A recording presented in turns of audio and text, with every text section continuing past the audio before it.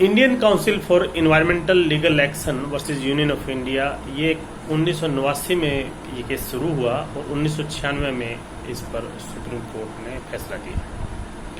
ये एक environmental law का इम्पोर्टेंट केस है और इसमें पोल्यूटर्स पे प्रिंसिपल को यूज करते हुए जो कंपनियां प्रदूषण फैला रही थी उनको हर्जाना देने के लिए कहा गया है। इस केस में अगर देखा जाए तो जो फैक्ट्स हैं वो एक गांव से संबंधित है। एक गांव में कारखाने लगे हुए थे, इंडस्ट्री लगी हुई थी अलग अलग तरह की, और उसमें मेनली जो है केमिकल प्रोडक्शन कहिए या जो उनका इफ्लुएंट या टॉक्सिक इफ्लुएंट जो था उसके चलते वहाँ की ज़मीन, वहाँ का जल, वहाँ का पर्यावरण प्रदूषित हो गया।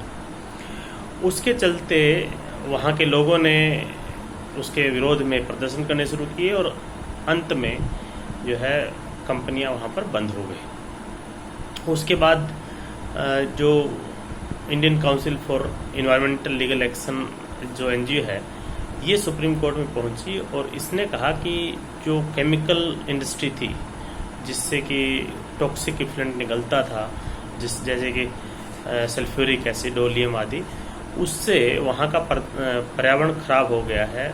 हालांकि कंपनियां बंद हो गई है, लेकिन वहाँ का जो पोल्यूशन के चलते इन्वायरमेंटल डैमेज हुआ उसको उसका हर्जाना कौन देगा? गांव के लोगों की इन्वायरमेंट हमेशा के लिए प्रदूषित हो गई है, या तो उसका ऐसे कोई रिवाइवल किया जाए।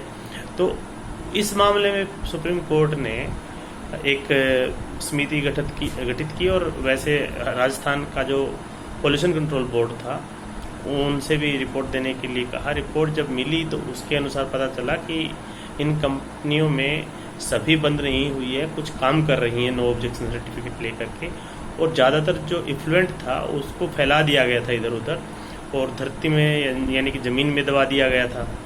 तो वो इसलिए किया गया ताकि वो समिति या जो चेक करने के लिए वहाँ गए थे उनको दिखाई ना दे।